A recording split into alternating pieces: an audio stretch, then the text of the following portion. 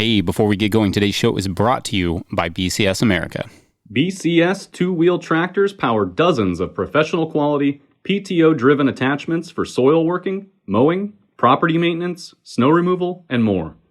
BCS tractors are famous for their durability and versatility, with handlebars that rotate 180 degrees for front and rear mount implements. And now, BCS has introduced a game changer in the two-wheel tractor world, Model 770 with hydrostatic drive. Model 770's Easy Grip lever enables the operator to precisely select ground speed and direction of travel without the need to shift or vary the throttle. This is extremely useful for heavy mowing or snow clearing jobs where constant changes in direction or speed are necessary. Now you can keep the flail mower running at full RPM while you mow forward, reverse, and forward again, all without the need to shift or re-engage the PTO. The hydrostatic Model 770 is on sale now. Check out bcsamerica.com for sale pricing and to find your nearest dealer. That's bcsamerica.com. Big thanks to BCS. Today's show is also brought to you by our good friends over at Growers & Co., who have launched a brand new magazine specifically for small-scale growers. This is a twice-a-year publication with articles and photography centering on the culture of small-scale farming. In this first issue, which you can buy right now at growers.co, there are several really awesome farmer profiles, some great essays. It is a really cool publication, and I am excited to be a part of it. For the uninitiated, Growers & Co. is the brainchild of Jean-Martin Fortier, the market gardener, who is working to create a tool and apparel company with a focus on small-scale farming. They have a lot of great clothing over there, and I'm pretty into, well, basically all of it. It's practical. It's well made. I wish it wasn't almost winter because I want to keep wearing my straw hat. Maybe I will anyway. Since I've known JM, he has been working on this idea for Growers & Co., and it is so cool to see nearly a decade of work come to fruition. Learn more at growers.co. All right, let's jam.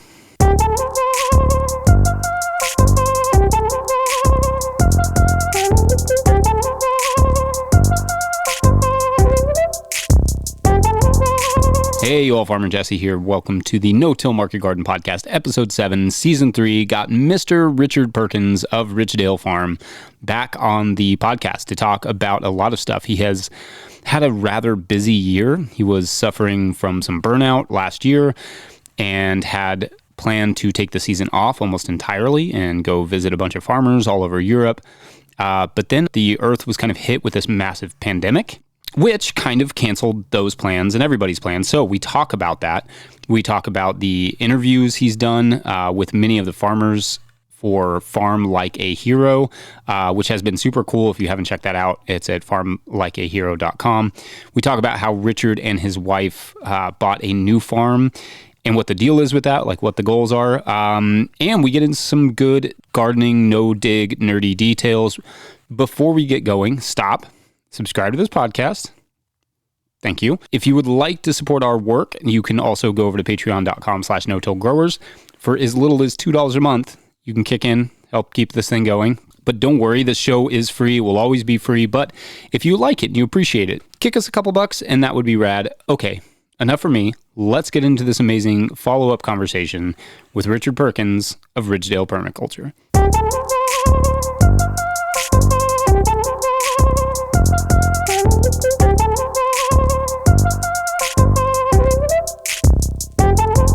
Richard Perkins, welcome back to the podcast. Hey, Jesse. Yeah, good to speak to you again. And good to speak with you. We have a lot to talk about, but I think we should start, or I should start at least by saying congrats on the new farm. Yeah, thank you so much. It's been a super exciting little journey. I've actually been spending a lot of time with my son this summer over on the west coast of Sweden, and it's been a dream of mine since I was a little kid, actually, to have a coastal property. And I talked about it a bit on YouTube. It's something that when we set out the goals for Ridgedale, we had a list of about 50 objectives in our land searches. We were looking for property all over Sweden at that point. And this place, Ridgedale, fit every single one of those points except for one, which was proximity to the sea. And I let it slide because we got this beautiful lake just about 800 meters away from the farm where we go for barbecues and swimming and relaxing. And it's got a beautiful sandy beach. So I felt, I can let that one slip. But as time has gone on, I really have missed that coastal setting. And it's something I always wanted in my life. So yeah, I decided to check out a few properties this summer as we were regularly going for weekends down there. And my son is super interested in little creatures, insects and aquatic creatures. And he's just loving going to the sea to forage and look for new specimens. And so I started checking out properties, and it's a bit more expensive over on the West Coast, but it's a very beautiful, dramatic landscape. And I've always wanted to have some kind of remote farm. I haven't fully clarified what we're going to do there exactly, but it's a bit of an investment property, but it has scope for running a farm remotely or possibly stationing one of our interns or students there. How far, did you say how far that is from your current farm? It's a bit of a way. It's 2.5 hours drive from here, but it's the closest coast that we could actually get to from our farm. It's right up near the Norwegian border, so it's quite close to the northern tip of Denmark and to Oslo in Norway. But it's a really beautiful part of the coast. It's a sort of favorite spot amongst Swedish people. It's really, just beautiful. And it's such a different landscape to what we're used to here in Värmland. This is known as the sort of dark forests of Värmland. It's relatively very rural. And it's quite cold here. It's got a lot more wilderness, you could say. It's where the major wolf populations are in Sweden, where we are at Ridgedale. So it's quite a dramatic difference. Over on the West Coast, for example, it doesn't really snow. It doesn't freeze in the winter, which is radically different to where we are in one of the coldest spots at this latitude. Wow, that's fascinating. What you mentioned that it was kind of an investment property. Like, can you kind of describe some of the thinking there?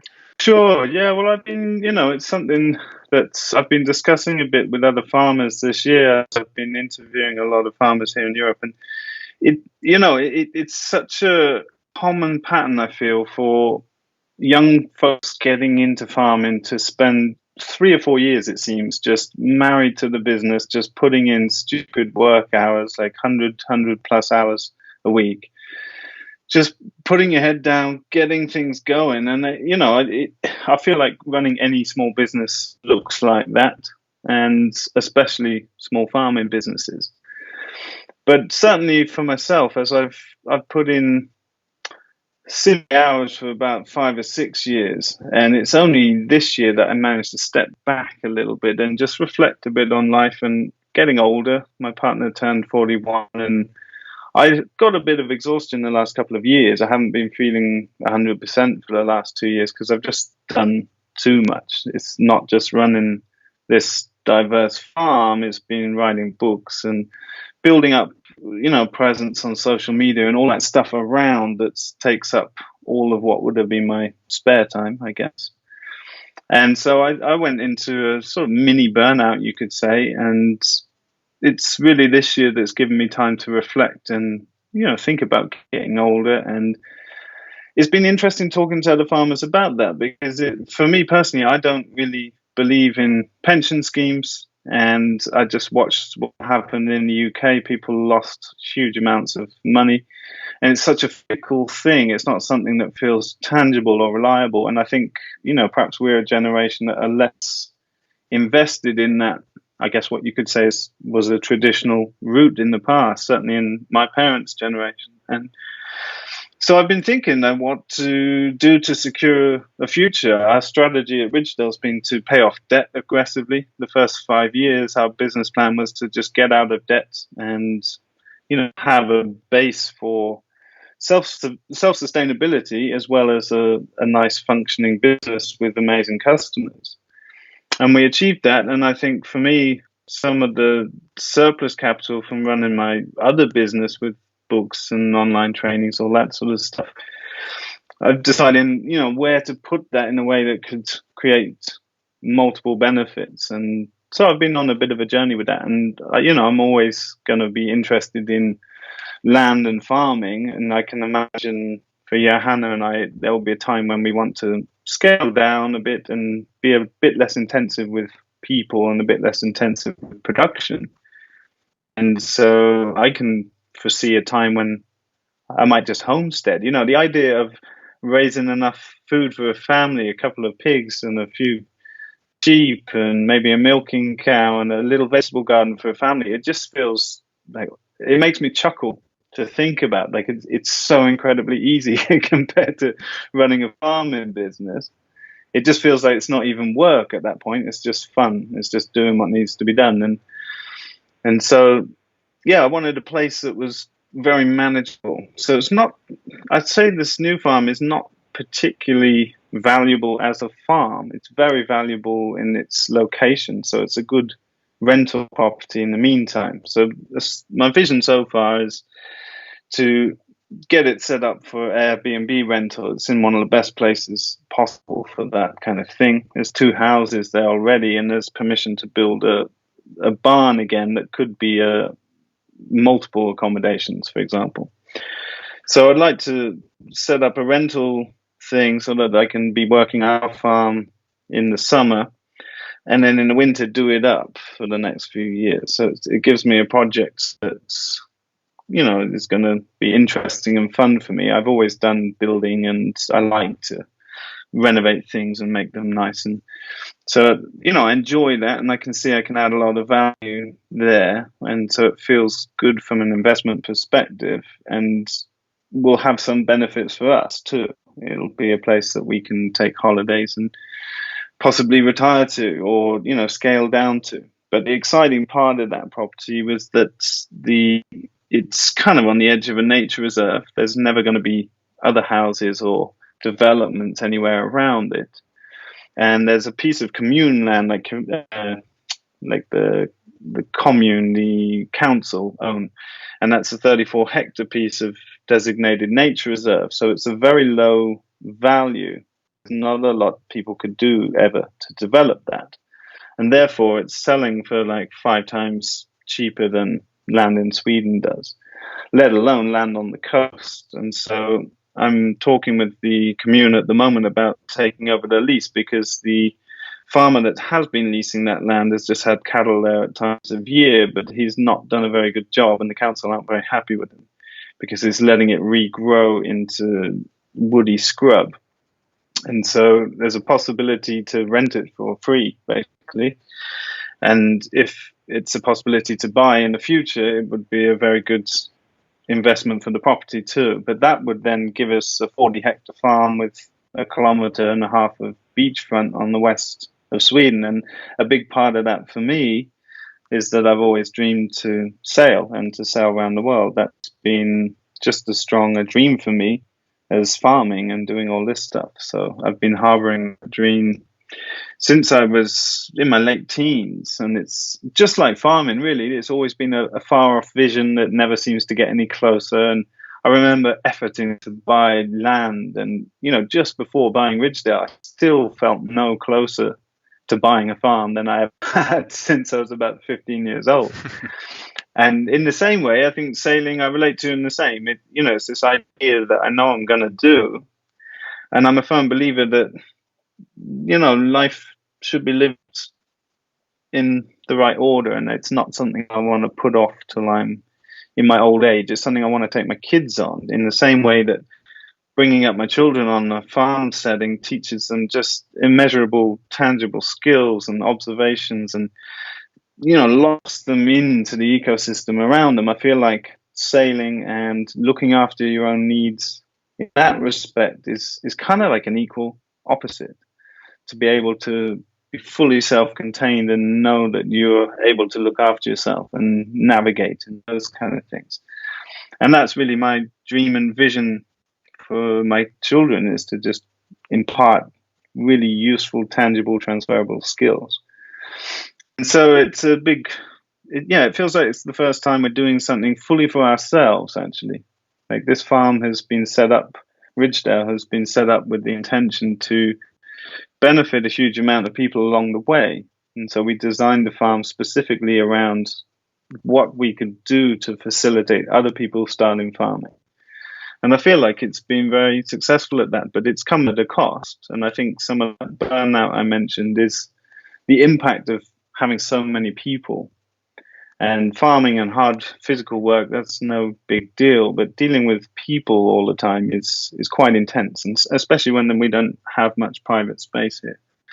And that's a choice we made, but we're choosing to sort of slowly step back from that as we get a bit older. And so this property represents both a financial investment to give us some future security, but also an investment in ourselves and honoring the fact that we need to take time out and have some privacy and those kind of things too.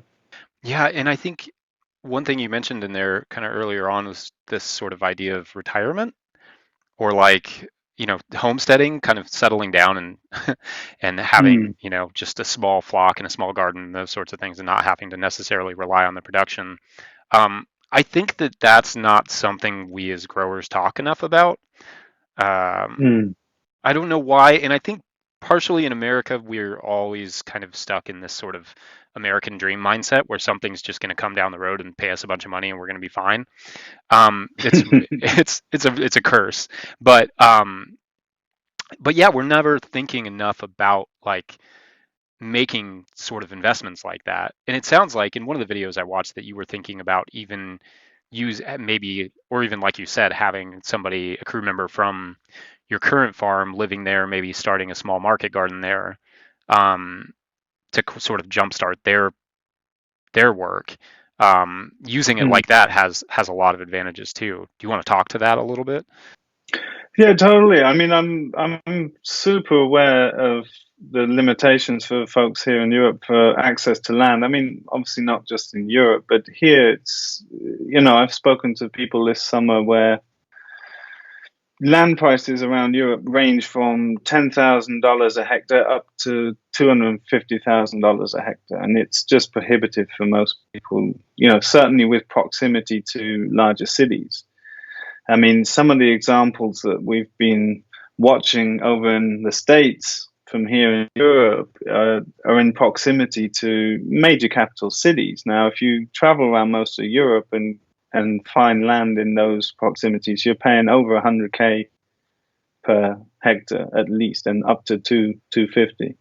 And that's just obviously unobtainable for anyone that wants to start out a small farm. And so it's something I wonder I've thought a lot about how I could use my resource base to benefit others, but it doesn't feel like my property has to be part of that necessarily. And obviously this would only benefit a person individually or as a couple or something. But I think it follows along the same lines that I've always run my businesses through, which is to try and be of benefit to all in the process, to ecosystems, to people, sharing resources and just open sourcing stuff. And I haven't really given it so much thought. It's all been a bit of a whirlwind, to be honest. And I don't get the keys till mid-December, but I'm thinking to start the rental next year. And it's quite possible because there's already 2 houses that someone could move in and start up. And that would give them a free place to live and quite low risk strategy. It's got incredible potential for sales there, and it's crying out for good food. Sweden is remarkable, and I think I've said this to you before, Jesse, but it's incredible how poor the quality of the food is here in Sweden, considering how affluent the country it is. And it's really been amazing to watch the Rico rings that I've also talked to you about in the past, the Facebook organized selling groups that we now sell 100% of our products through. Just watching those boom in the last 2 years. I mean, there's 550 odd Rico rings in Scandinavia, moving something like 150 million euros this year already. And whilst that's tiny, it's certainly not. It's not nothing. And in Finland, where Rico came along, it now makes up 5% of all food consumption in Finland. I mean, that is remarkable. Wow, yeah. And that's it's just boomed lately. And I just feel like it's such a good time to do this stuff all over the place. And it's been what I've observed talking with people on this farm like a hero tour this summer. everyone is seeing 200 to 300% increase in sales this summer.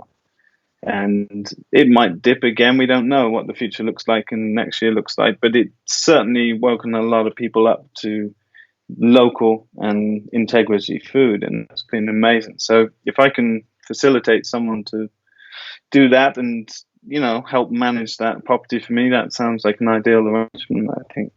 Yeah. I do want to talk about this Farm Like a Hero project that you have going on. Can you take us a little bit back to maybe at the beginning of this year, sort of what your plans were, and then how COVID sort of changed that? Yes. So it's funny. We took last winter. We took our first family holiday in 7 years, and we went excessive on that. We went to Southeast Asia for a few months, and it was just outbreaking at the time we were leaving Southeast Asia, and so it was much more present in our minds than people. People in Europe weren't even aware of it, I think, when we were coming home. So everyone in Bangkok was masked up, and it was quite surreal at that time. And it made us really consider what it would be like that this year to be able to have people at the farm, to get the team together. But I'd made plans to take a year out, and so we planned the production around me not being at the farm all year. And I set up what we called the Farm Like a Hero tour. So my objective was to drive 30,000 kilometers all around Europe, visiting all the people that have come through our farm over the years and have gone off to set up their own businesses, and do like hour-long YouTube videos just documenting and sharing, tools and techniques and strategies and business, and just really trying to connect people and shine light on them. Because I noticed, I did a few videos like that a couple of years ago, and what I noticed from that is it just brings a lot of attention to those people, and they start to talk to each other, and that those connections I feel are really important. And a big impetus for me for the whole tour was that, why are people looking at isolated cases over in the States or in Australia? It's like we have such diversity here in Europe, and there are such incredible producers all over, and I just had the feeling that people aren't networked here. We're all looking over there somewhere, but not talking to the people around us. And I just, I've seen people doing incredible businesses, way better than my business that I've talked to over the summer. Just incredible efficiencies and just highly tuned to their marketplaces. And yeah, I really wanted to document that. So I set up this crazy routes. I used this trucking software that automatically, using AI, works out your best routes and all that stuff. And I planned this wonderful trip, and it was going to take me end of April till end of October. So my plan was to be at Ridgedale for the first month to introduce the team to very specific parts of the farm that they'd need to manage. And then I had a main manager here that I would liaise with on Skype once a week and just, make sure things are happening in a timely way, etc. And for me, it was, it was kind of masquerading as a holiday. That was like me having a year off. And I'm glad in a way COVID came, because I ended up staying on the farm, but taking a back seat and running that tour digitally. And even then, it was a pretty overwhelming task. And I just don't know how I would have done it in reality. It would have been rocking up at some farm in Holland, filming all day, taking 4 or 5 hours of footage, trying to produce something an hour long, driving 10 hours and starting again the next day. It wouldn't have been very restful at all. I mean, it would have been incredible and brought a lot of beautiful video and inspiration, but it would have been exhausting. So I guess I'm blessed by the situation.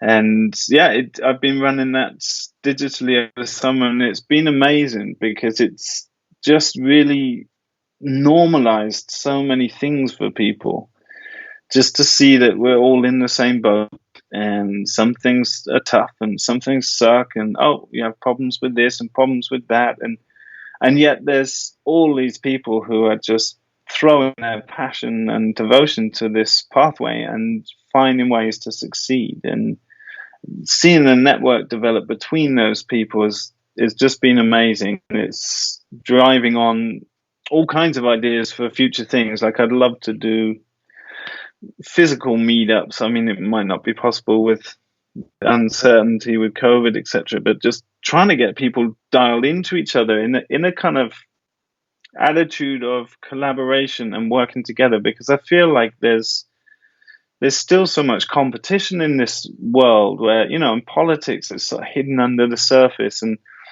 I just feel like people are scared to talk about finances and numbers. They're scared to talk about problems they have. And there's, this Instagram culture of everything's gonna look perfect and only sharing successes and this kind of thing. And it's really detrimental, because I think a lot of people suffer in the silence because of it. And there's just no point. I think there's just massive potential for people to communicate in a very different way. And certainly for some of us in Europe, that's really had a big impact doing this tour, because suddenly people have a lot more access intimately with people who are working on very similar enterprises to them and working with specific regulations for each different country, etc. So it's been a real pleasure, and it's been amazing for me to be the one listening rather than the one rabbiting on all the time.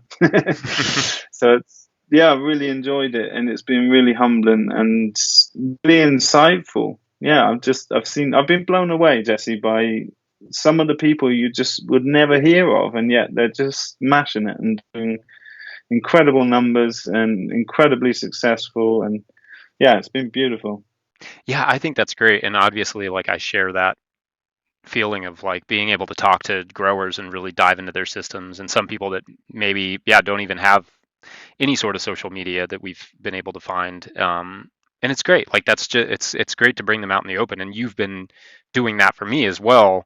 I remember, several Oxton Organics is one I discovered through you, Hellbauer. Um, there's some great farms that you've brought. And I agree, because people in Europe have been writing us for a long time. I'm really glad you did this, that you've been doing these talks, because people have been writing us from Europe saying, like, we need more European content, and obviously we're only able to do so much. So it's really cool to see you doing that.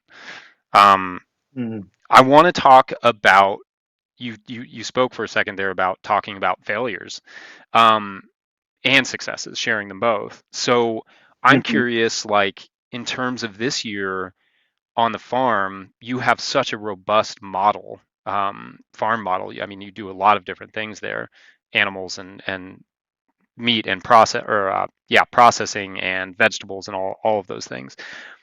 Did you notice strengths or weaknesses kind of come out in this 2020 year? Was there anything that the kind of pandemic brought to light for good or bad?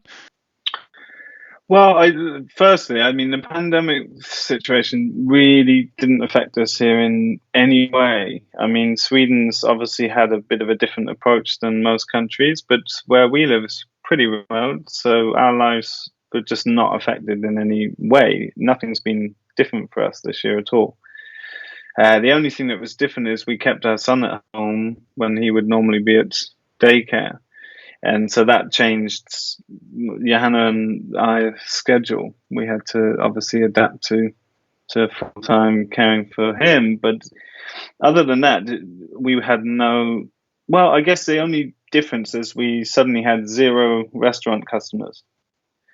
But that wasn't really an issue for us. We just leveraged that towards the Reco rings. And we've been setting up another Reco ring, or 2 Reco rings that are part of the same day's delivery, as it were, over last winter, and that really boomed this year. So that wasn't really an issue for us, and it's better for us to sell to private customers anyway, because it's more lucrative. And the restaurants here are a bit of a pain. Like, they've never actually been really good well, 1 or 2 have been good customers, but they're a lot more needy and demanding compared to the sort of people that come and meet us in car parks at 5 o'clock in the evening. So we've actually appreciated that. But things on the farm, I guess one of the biggest, certainly relating to the market garden, a few things have come up that I could tell you about. The biggest thing that happened was that we neglected to put the row covers on the beds last winter. We normally take this non-woven geotextile, so it's almost like a felt, but very thin. And it's a landscape fabric. It's like you would use that nasty black woven plastic for, like under wood mulch or whatever. But we use this non-woven one to cover the beds in winter, to allow moisture to go through, to stop anything landing in the beds, and just to sort of tuck up the soil microorganisms. And I don't know how important that has been, but I have documented on our channel. It's obvious to me that it's doing a lot of benefit, because when the snow melts in the spring here, I can have snow just melting and still snow on top of those row covers, and I can peel it back and there's just worms fully active in basically freezing ground. So I know that they're helping with bedding down the organisms. But what I noticed this year was we had hundreds of thousands of young spruce seedlings. Now, we're right next to a spruce plantation. And 2 years ago, 2018, we had an incredible drought. And it was just a 150-year record drought. We had 120 days without rain here. And typically we have rain very evenly distributed throughout the summer. And I think the trees had a stress response to that. And so there was just an unprecedented amount of seed this spring. But the trouble with spruce is it can be releasing its seeds in March and April time. And so with uncovered beds, they would normally have been covered until May, June time. Ended up just taking on a massive load of seed. It was unreal. It was like a sea of little Christmas trees in every single bed. And so that's taken all year to sort of, I mean, it's not a big deal it's not out competing any crops or anything like that. It would be a pain in something like a mesclun mix where you need to then sort it. And it's not going to take over if you get rid of them, they're gone. It's not like an annual or perennial weed might be. And so we basically hoed them over and used a tilther on some of the beds as they were getting cleared at the end of the year, just to smash them up a bit. And that should be fine. I'm not majorly concerned about it.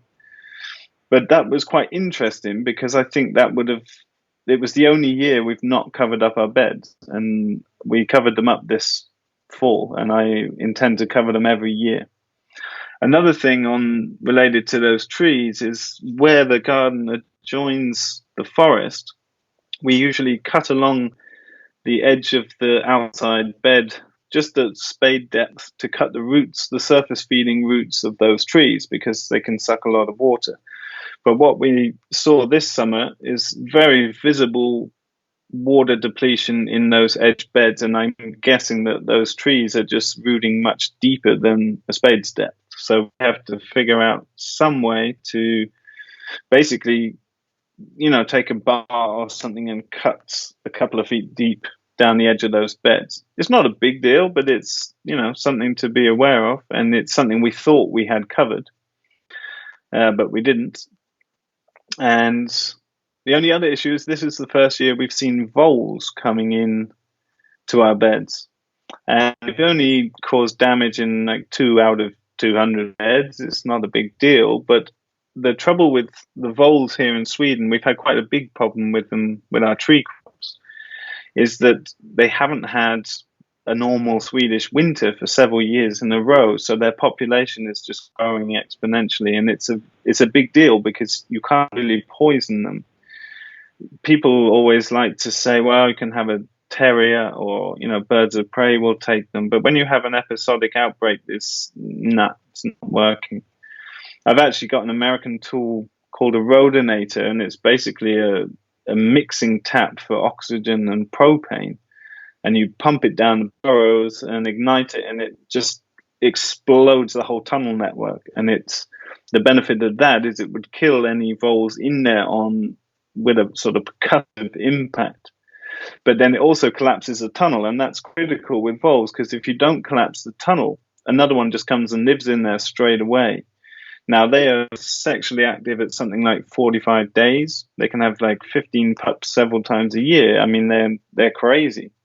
And so whilst there was only a few showing up in the garden, it's the first time they have shown up in the garden, and that concerns me. It's not the sort of thing that you leave to see if it balances out. You have to deal with that, because it becomes a major problem.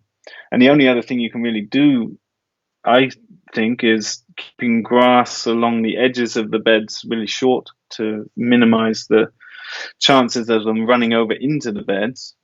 But if you have that problem, I really recommend people deal with it. And it's over in the States that you have these Rhodonator, I think that's the brand name, and there's other versions of it, but it's an effective tool. It definitely, I'm confident that we've blown up all the voles that are in our garden. Yeah. Wow. Wow. That's an interesting new problem. So I want to make sure that I have this winter bed thing, right? Because I think it's kind of fascinating. Are you putting anything down on the beds before you put that felt fabric down? Not necessarily. It depends very much on what's being grown there, and whether it's, if we've been pulling out root crops or things like leeks where you end up, maybe pulling up soil to the surface, then we'll dress it again with compost just to not have any exposed soil, to minimize any, reemergence of any of the pastoral weeds.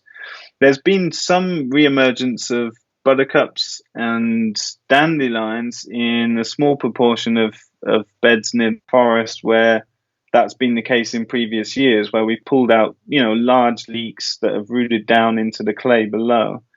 And you end up just, with lumps of soil back on the surface again. And then we never did anything about that. And we found that those beds we started seeing the pastoral weeds reemerge. So we made it the protocol that, if there's any crops like that being pulled out last thing, then we'll top dress it and then cover it up for the winter. Some things we're playing around with, just cutting and leaving and covering them up to see how they break down over the winter. And we have an overabundance of compost now. So we're in the position now where the winter bedding from our chickens is it's enough to put 7-8 centimeters on every bed. And so that's just a byproduct of having the hens, and it's a necessary cost and need for the hens anyway. And so we're in a fortunate position where we can put as much material down on the beds as we like to now, without buying it in additionally. So we're down to buying in just potting mix, which I think I would prioritize just to keep bedding. To keep buying, because it's just uniform and works well with things like paper pots where it's very finely sieved, etc. But yeah, I think just having that cover keeps microbiology working later into the year and starts up again earlier in the year, and for sure stops weed seed blowing in. And that's the sort of bane for the no-dig grower, I guess, is weed coming into the property, as opposed to, we don't have much weed pressure other than stuff blowing in and germinating on the top. Right. Do you have any thoughts on cover crops in that scenario? Is there a reason that you don't use, or do you use cover crops, or do you usually avoid them? To be honest, I've always avoided any cover crop, because, you'd have the benefit of being able to lay it on the top and cover it up and let it rot down. But we're putting compost on top, so we don't have any lack of nutrient there.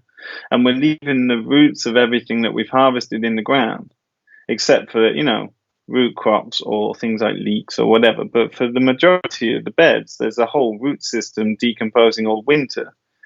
And so we've got soil covered by compost, living roots dying in the ground, covered then with geotextile. I can't see what benefit a cover crop will bring, because bear in mind that cover crop can't get much purchase. We're only emptying the beds at the end of our production season, and then it's getting so dark that nothing really grows anyway. And so there's not really any time for a cover crop to get established, and we don't want to sacrifice any of the growing season to put a cover crop in because our growing season is so short anyway. And so I think, I think it translates to simplicity and efficiency where we don't have any major bed prep to do other than laying down material. And we do that on a bed by bed basis. So we're not planting everything out in the spring. We're working on a very specific bed plan where we're planning out on specific dates targeted to certain days of the week to fit around other farm jobs. And so it's no big deal, opening up a bed at a time. So for me, I can't see the benefit of cover crops in our circumstance and can see potential problems with that as well. Right. No, it makes sense. I mean, thinking about cover crops on a small scale is always kind of a big question mark because you need to maximize that space. But yeah, I mean, your light dives really quickly, and by the time it rebounds, you're pretty much ready to get back to planting. So having a crop there would be exactly detrimental to your crop plan. You mentioned paper pot, and I know you did a lot of experiments with it last year. Can you catch us up on what your thoughts are, where it works, where it maybe doesn't for your system? Sure. I think it works generally fine for, certainly for the seeding in the start of the year, it's just joyful because we have such a short growing season. So for reference, we're planting stuff out end of May. A few things are seeded mid-May, and a few, things like onions, spring onions can go earlier, but it's such a short, condensed time to seed a lot of stuff that having that drop seeding system has just been really joyful. And because we also only have a very small propagation space that's heated, because it can be minus 20, minus 25 at that time, that we've gone vertical with stacking our seedlings up to the ceiling in a very small space that's easy to heat. And having the paper pot allows you to put, each paper pot tray is 264 seeds in that tray. So it's way more condensed. However, the downside of it is there's such small paper chains, the volume of compost in there. So you get less flexibility. So here, the issue with that is that the weather is so fluctuating. We have 110 days without frost that can be plus or minus 30 days, which is, 30% of the season is pretty significant. And that's the trouble with the paper pot system is if things need, so you have to transplant things when they're ready. And we don't always have that benefit because of the climate here. So we took away, the way we've dealt with that this year is that all the first seedings go in the older, much larger cells that we used to always use. And that's something I think I would carry over because when we're first starting to transplant, it's not the most intensive period for us. And that comes later on, the sort of June, July time. So that's when the paper pot planting really helps too in terms of time management.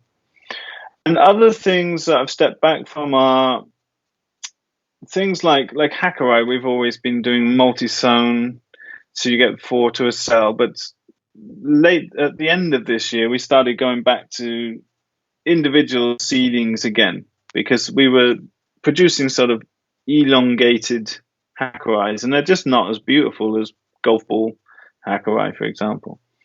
And it's way more efficient and time saving, and we sell them for the same price, but we don't feel as good about them. And so there are some potential benefits that you could look at from both sides. And so we've just taken a few crops off from the paper pot. I would like to see them develop bigger cells. And I've also heard, they've been trialing the hemp papers, and the last I heard, they were dissolving before they were getting planted out. So that obviously needs to go back to the drawing board. But I would hope that they develop larger cells too. That would be a game changer, to be able to keep things in the cells for 25, 30 days would be really useful. But other than that, I think it's been working great. I mean, it's a really great tool. It's one I always caution people to, because if you're buying the paper pot and the seeding system and trays specific for it, and then the papers every year, it adds up, and it's a couple of €1,000 for getting all the gear. And I just think you've got to really be clear in your context if that's going to save you, if that's valuable for you, because basically all the other garden tools you need add up to the same cost themselves. So it's not one that I would recommend people must have, in a way like a greens harvester. If you're growing baby leaves, etc., I feel like you must have, but it's, I don't know what else to say other than I love it, but it's something that I will always keep a very close eye on, and it needs to be learned. There's a lot more nuances to it than most of the other tools we use, and so the person operating it needs to be highly observant, and particularly when you've got drought spells, which seem to be becoming more frequent here, because you're putting in sprouted seedlings very shallow in a little cell that's wrapped, which means it's harder for it to absorb water from the surrounding environment anyway. So you just need to be really careful and monitor newly transplanted things with it, I think. And are you leaving the paper in the soil, or are you pulling that? We leave it in the soil till the bed is cropped, and then we pull it out. And ideally, you can pull it out in one long strand still.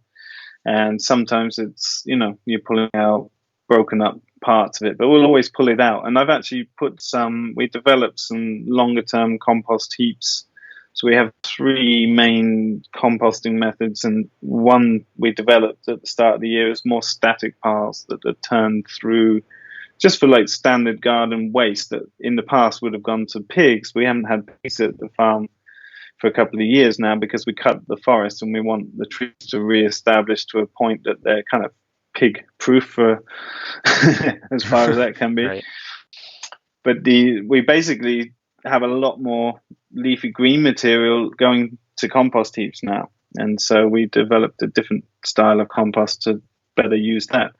And we actually had, in about 14 months, we produced 10 cubic meters in one block of really beautiful finished compost, and all the paper chains were still fully intact. And so, we've made an effort now to always collect those separately, and because they're nasty, it's like a bit like black plastic. It's like if you use it, you'll end up with bits of it blowing everywhere, and it's just, I hate that. I love our farm to be squeaky clean. When you drive in around the corner, I want this beautiful view. I don't want bits of paper chain blowing across the road, and so we're very meticulous with making sure we pick it all up. And there's not a lot you can do with it really, other than throw it or burn it, I think. Yeah, I've noticed that we've put some in we don't do a lot with paper pots, but we've trialed it, and I put them in some pretty, active compost piles, and noticed that they don't break down super fast. No.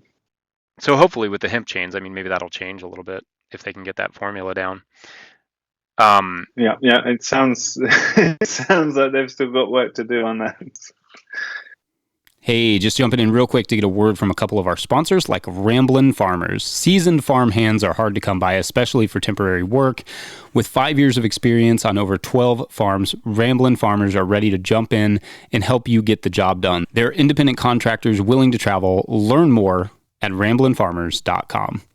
Also sponsoring today's show and every show is you, the listener. In order for us to make sure that this content stays accessible to anyone, anywhere, we do take some advertisers, but we rely most heavily on our listener support. So if you enjoy the show and want to keep it going, consider signing up for as little as $2 a month over at patreon.com/no-till-growers. You can always kick us a few bucks to No-Till Growers on Venmo.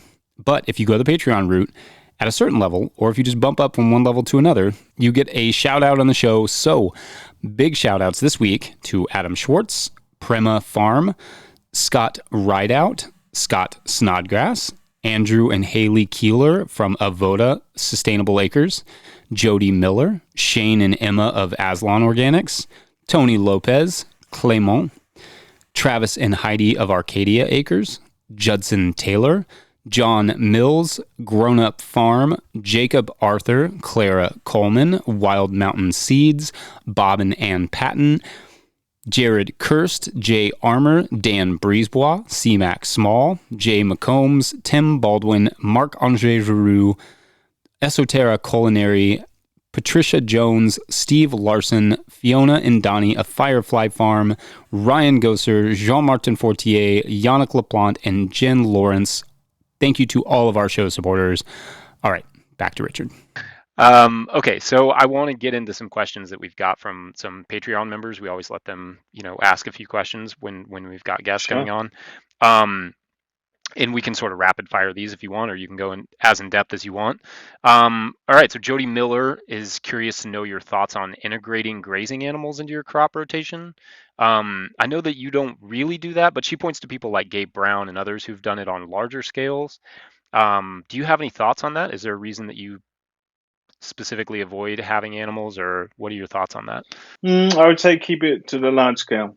It's what Gabe Brown's doing is field scale with minimal tillage, perhaps, but they're not compatible on an intensive market garden. Any kind of livestock is going to totally kick out your permanent bed structure. And I wouldn't integrate anything. I might run some ducks through for insect control, maybe, but not chickens. I would use animals to prepare land, but once I've put in a permanent no-dig setup, never let any animals in again. You've done a little bit of, do I have this right, that you've done that you sometimes keep your chickens in the tunnels over the winter? Is that right? Yes, we do that. So we have up to 1,200 laying hens here, and so they're in groups of 400 in eggmobiles. So they come in for 5 months of the year because it's just Sweden. And so we have a high tunnel for tomato production and a high tunnel typically we've had for cucumber production. And the bigger tunnel will take 800 hens, so 2 eggmobiles.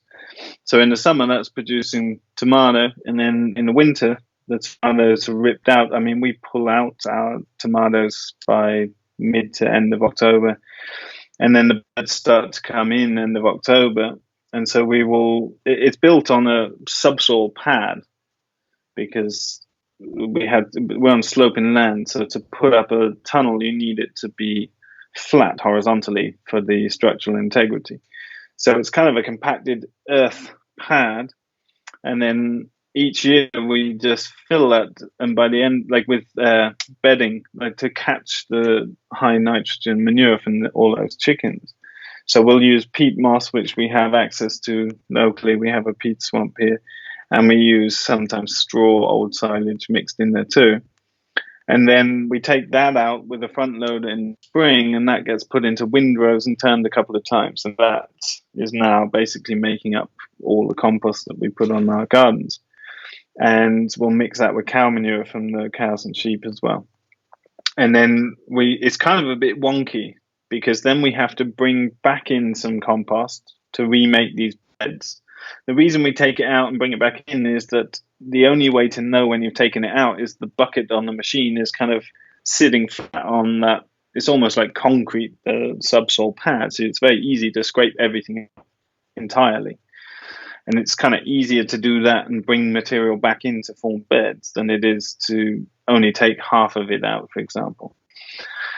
And so it's not the perfect growing space for tomatoes, and it's not the perfect space for hens, but it's good enough for both. And the value of, we've got such a long winter here, the value of that space for the hens, they're kicking out, 40,000 euros of eggs in that winter time. So it's a pretty valuable space for them it's worth the slight compromise to both systems to have that integration. And so they're producing a lot of value in that space that would be empty for 5 months, and they're producing the compost for the whole garden as a byproduct. So there's ways to, another way to say that is there's ways to integrate animals for sure, but I wouldn't put them in my garden for sure. Yeah.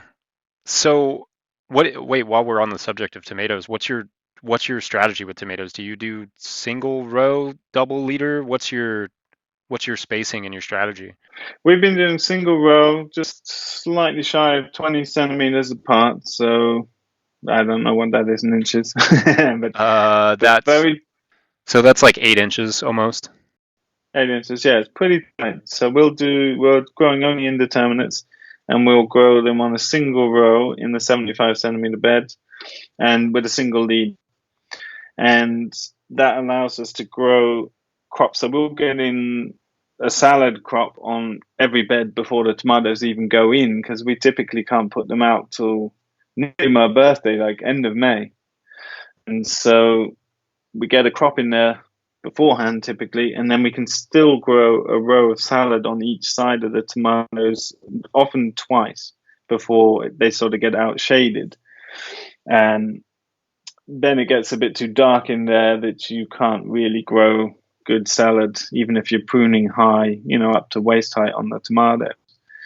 But then we cut the tops off the plants in mid-August, so it's a really short season. I mean, I actually think tomato is a low-value crop here in Sweden, unless you're heating your tunnel. And for us, it's absolutely not worth heating a tunnel. Like propane, I guess, over your way is much cheaper, but propane is very expensive here. It's double the price of where I grew up in the UK. And there's no point doing that to grow tomatoes in my mind. And then you're competing with the industrial units that have got, Dutch style glass houses, and it's just not economic. So yeah, we do that, and that works well. But we're fortunate and unfortunate, I guess, in that our season's so short that we never end up lowering our plants. So it's set up for a lower and lean kind of system, but by the end of the season, the plants are maximum 2.5 meters tall. So we never actually get to leaning them because it's just too short a growing season. Wow, But it's been yeah. working well for us. But I've had some mysterious thing happen this year.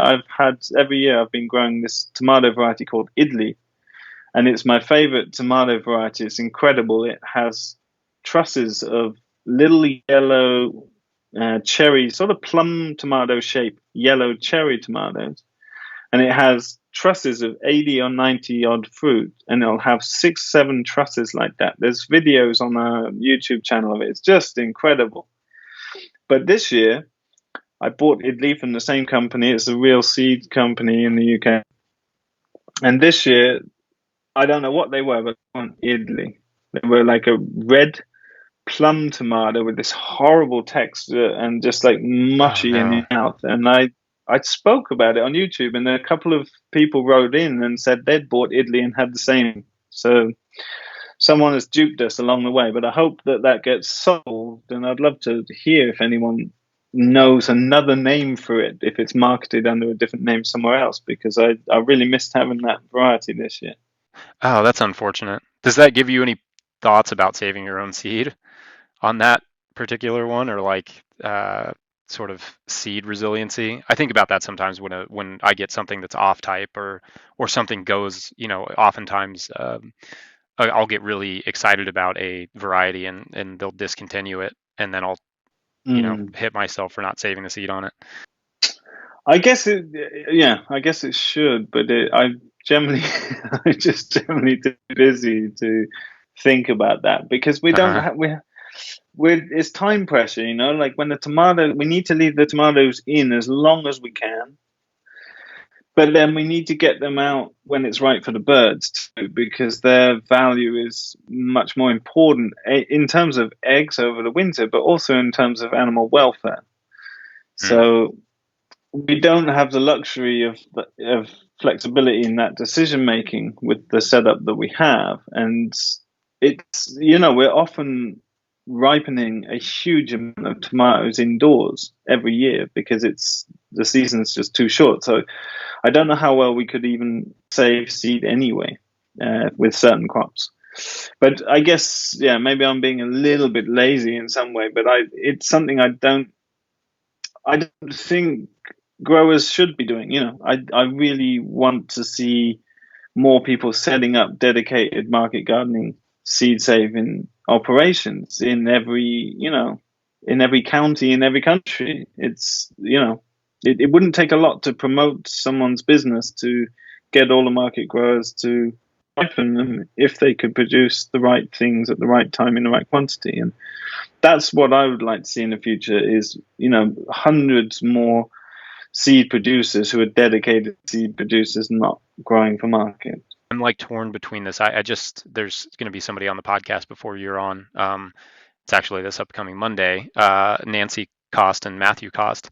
And she's from Bolivia, and she talked about how she was really blown away when she got to the States that there was that there is a separation between growing food and saving seed. In her native Bolivia, that's not a thing. Like, of course you save your seed. So I'm torn between that idea and then also the idea of having somebody who really focuses in on that and is, extremely good at saving high quality seed, and that's basically what they do, and then you kind of pay them for that expertise. It comes down to economics, right? I would love to hear more from people that are established in that business in Western countries, because certainly my own travels through, let's say developing countries, it's the same. People save their own seeds and often have to, because most of the seeds in developing countries are terminator varieties that are, often chemically dependent.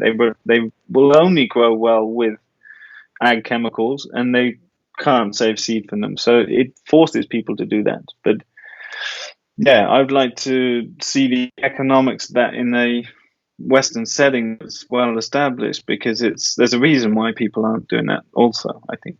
Okay, I want to get to some of these other questions if we still have a few minutes, because I think they're good. And one of them actually speaks to a little bit of what you were talking about earlier.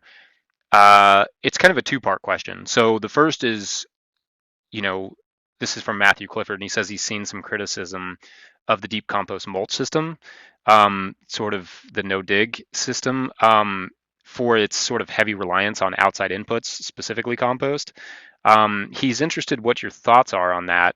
And then kind of the second part is a discussion on sourcing in Europe, especially municipal composts, concerns over microplastics and quality. He's from Europe, so I think that it specifically talks to what he's going through. Yeah, well, they're big questions, aren't they? But look, the first part of that about farms relying on outside inputs. I mean, farms always rely on outside inputs. That's the nature of the beast, and I've got nothing against that. I'm much more interested in interdependence, like local interdependence. I don't want to produce grain, but I'll happily buy the grain next door to feed my chickens. I don't want to produce it. I have no intention of that. I'm very happy to import that nutrient to restore my nutrient and water cycle in my pasture, and the results have been unbelievable, mainly due to poultry. And we've built 25 centimeters of active rooting depth and soil in a few short years of keyline plowing and planned grazing, and mainly, I think, poultry, and importing all the nutrient through those poultry. And am I unhappy about that? No, I'm over the moon about that. And I saw the results. I documented the results on our YouTube channel. When we had a drought in 2018, all the neighbors were in yellow fields in June. People were selling off half their herds of animals for slaughter because the slaughteries were getting booked out and people knew they wouldn't have winter feed. And we had Timothy and Coxfoot and all these beautiful pasture grasses in full photosynthesis up to my shoulders, when everyone else had stunted grasses 20, 30 centimeters tall, gone yellow. And I've shown videos of that on our channel. It's amazing. And so am I happy to import a bit of nutrient? Yes, while people are willing to sell it. Look, I think there's going to be a time in our lives when people won't sell you compost, straw, hay, silage, anything that's walked out their front gate, as it were.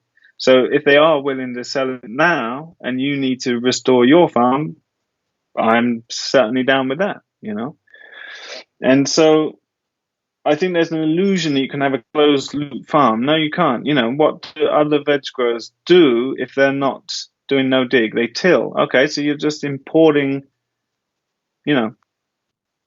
fossilized dinosaurs, essentially. That's not input free. It doesn't look like a lot of inputs because it's in a petrol can, but there's a lot more inputs in that than there is in my pile of 50 cubic meters of compost, especially when it's made out of peat moss in my little peat swamp down the road. What could be more sustainable than that? I feel people don't ask enough questions. There's a big connotation in the growing movement that peat is bad, it's unsustainable. But it's like, hang on.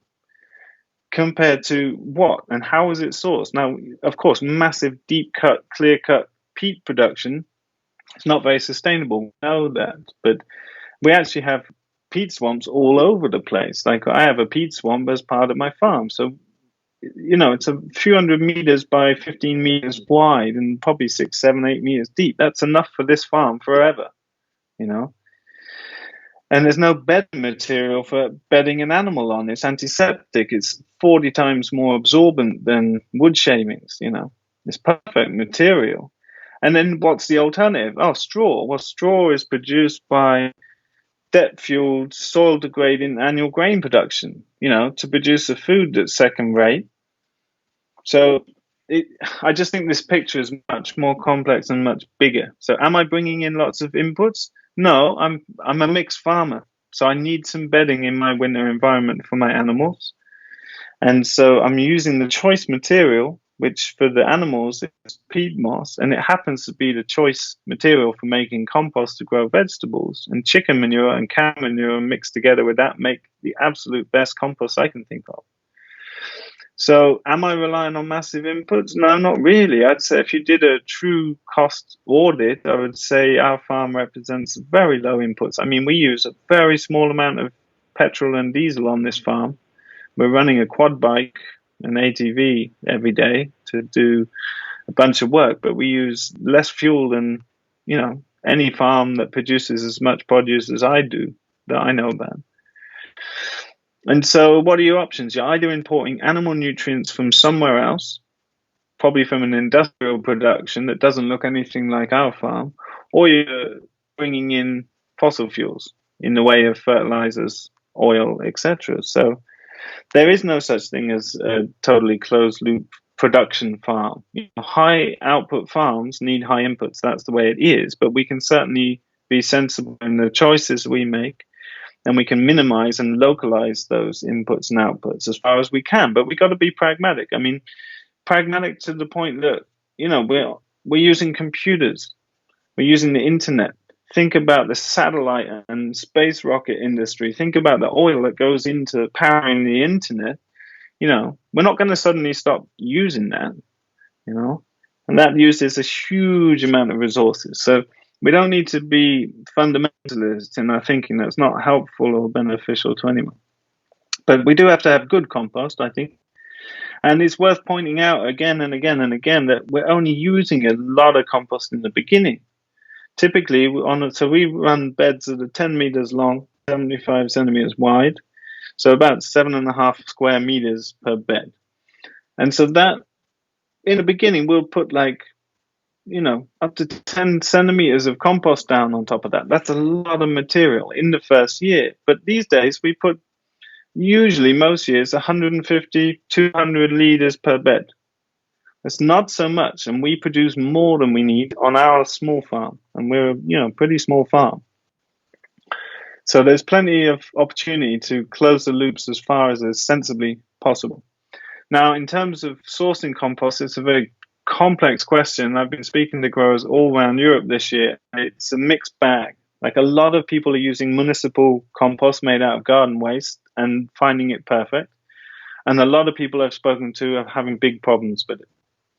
So generally with those things, you want them well sieved to get rid of plastic and woody lumps and all those things. You pay more for the sieving, but it's worth it because you're getting what you pay for, as it were.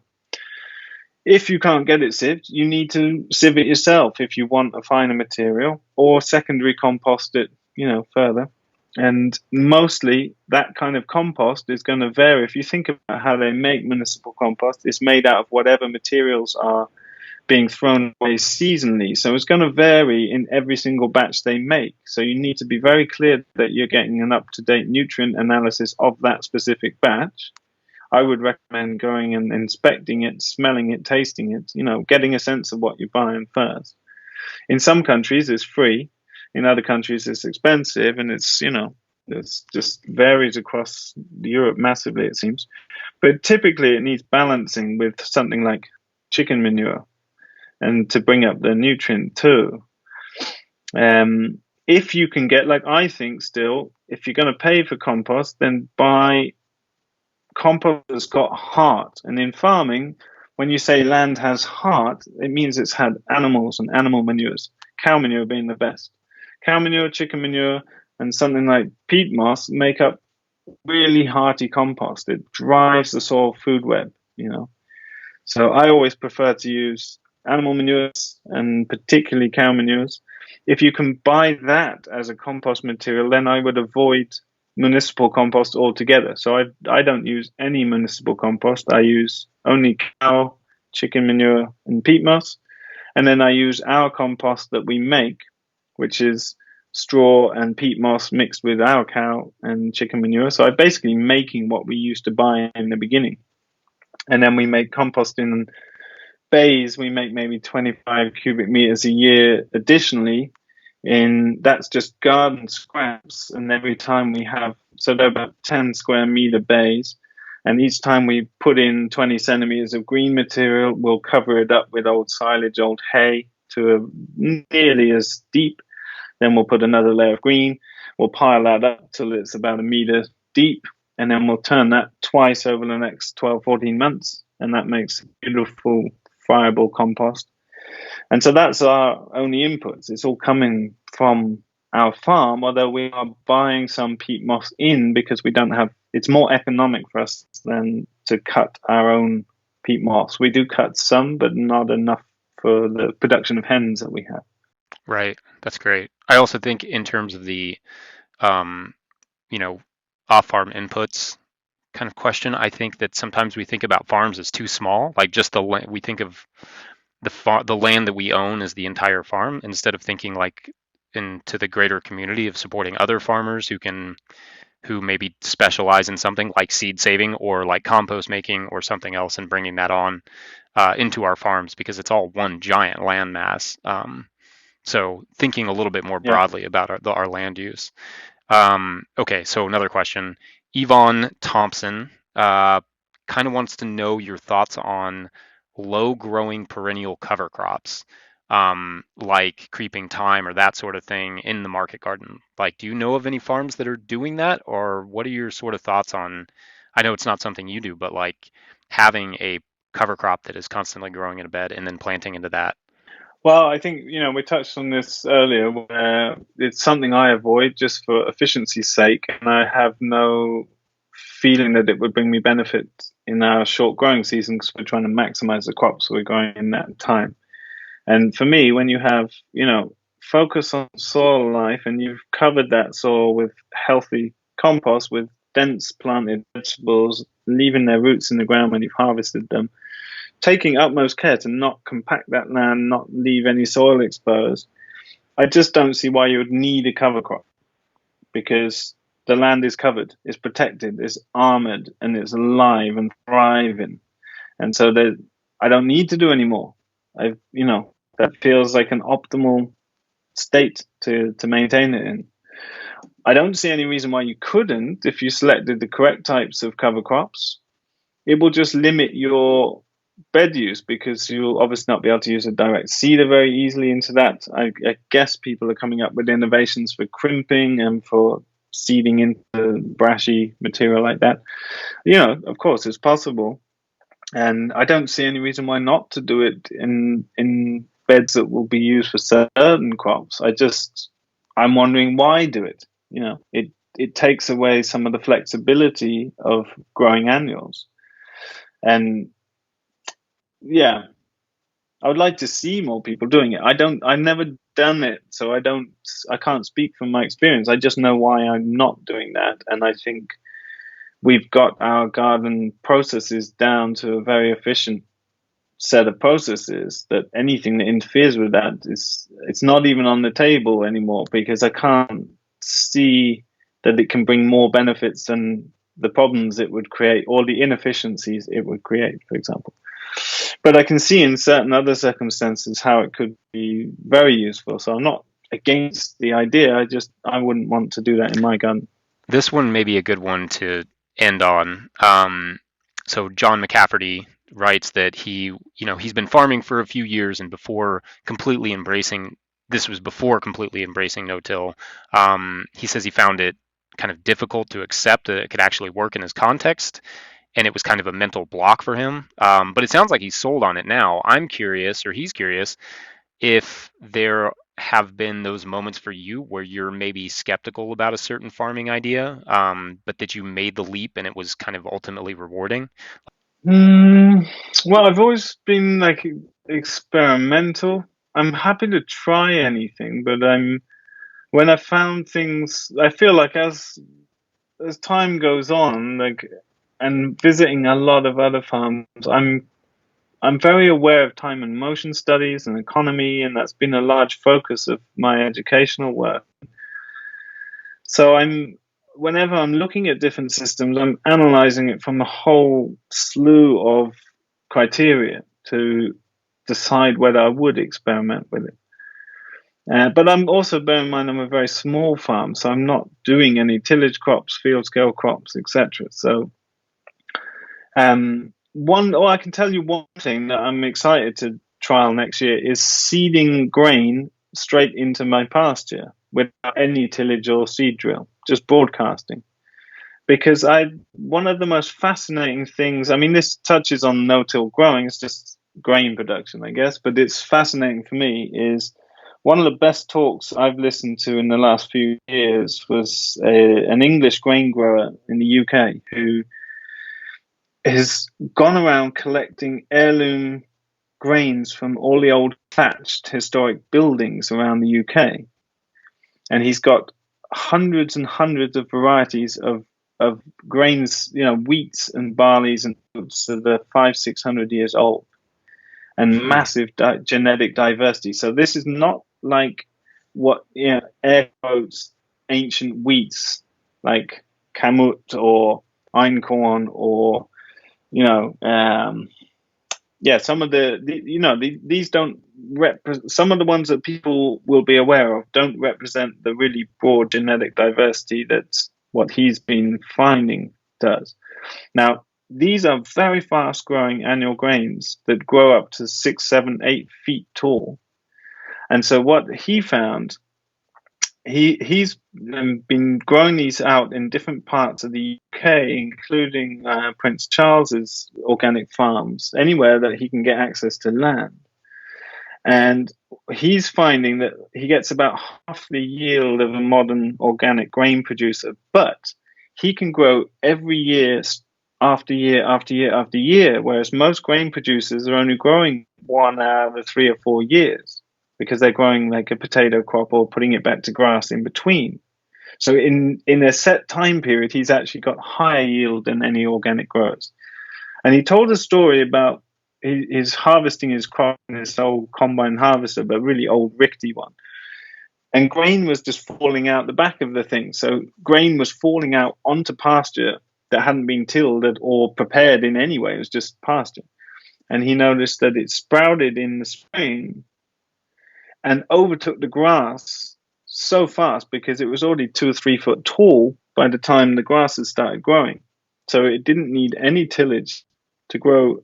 And these are grains that are, they're massive. They're rooting really deep. So they've got much better quality grains, much higher gluten that the bakers love it and the brewers love it. And it's drought resistant because it's rooting a couple of meters deep. And you get like 60, 80 tillers per plant, like massive plants that are fully photosynthesizing and massive genetic diversity. So you get very low diseases. So that's something that excites me a lot. and I wish I had. I'm trying to get him to interview for YouTube because I was blown away by his presentation, but it's quite tough to get hold of him, and I haven't managed to do it yet. But it's something that I want to experiment with in our pastures here. It's like how to grow grain in a radically different way in our temperate climates. So that's something that I still have, pertaining to your question, that's something that I'm like, I don't know, is that crazy? It just seems, but I'm aware of my own, why don't more people do no dig market growing? Well, it's just because we've had it bashed into us that you have to dig. That's what nearly every vegetable grower on the planet thinks.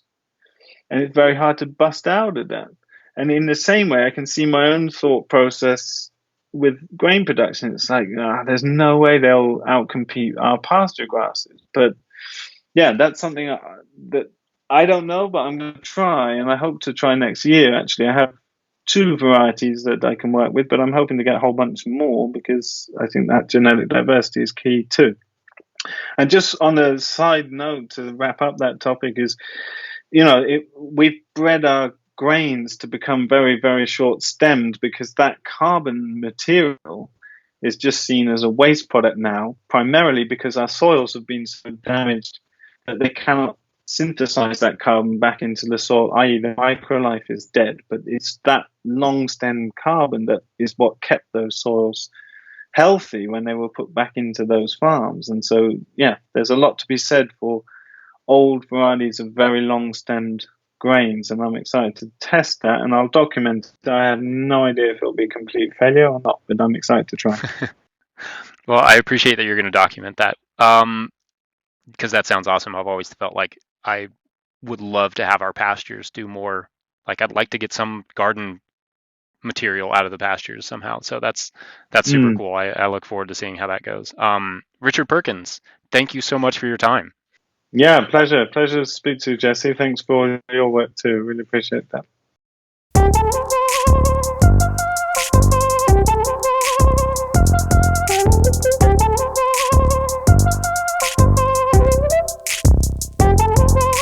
All right, if you enjoyed that episode, make sure to follow Richard and Ridgedale Permaculture at all the places. We will hook it up with links in the show notes. Subscribe to this podcast wherever you are getting it and leave a review this week. However, all reviews must review the tiny discussion that Richard and I have after these credits on Living Pathways. Nothing else. Definitely not the theme music. Huge thanks to Jackson Roulette and Josh Satin, who constitute the No-Till Growers team. Thanks to Willie Breeding for writing our theme music. Thanks to Hannah Crabtree, my wife, for being amazing and watching the kids so I can record this. And thank you all for listening. We'll see you next week. Bye. I like the wood chips. That's another thing that's part of it, is that with better road access, I'm hopeful that I can get more people to bring me wood chips and leaves, because they just won't come back here. We've had one truck come back, and they kind of made it clear they were never coming back just because of our road. So that's part of it too, is just being able to maybe use more mulch. We're also experimenting more with Living Pathways. We had a really good season with some Living Pathways, and I was very excited about that. We should have talked about that, because that could be so sweet. Like one thing they do over here, I'm not sure if you have it there, it's like chamomile pathways. And you buy it, you can buy it pre-grown in kind of like these, I don't know how to describe them, but you can buy it, like people buy it to put out as garden pathways. So you can just buy blocks and they send it in a truck and you put them out almost like laying flagstones or something. It's expensive. Like a sod? Like they do like sod here? Yeah. Like those sod rolls, if you know what I'm talking about? Yeah, exactly. Okay. But it's 100% chamomile. So when you tread on it, it kind of makes the plant more vigorous, but it also releases smell. So you have it looks incredible, man. But it's expensive. That's cool. On a market garden scale, it would be super expensive. Yeah, right. You can probably grow it yourself as well, right? But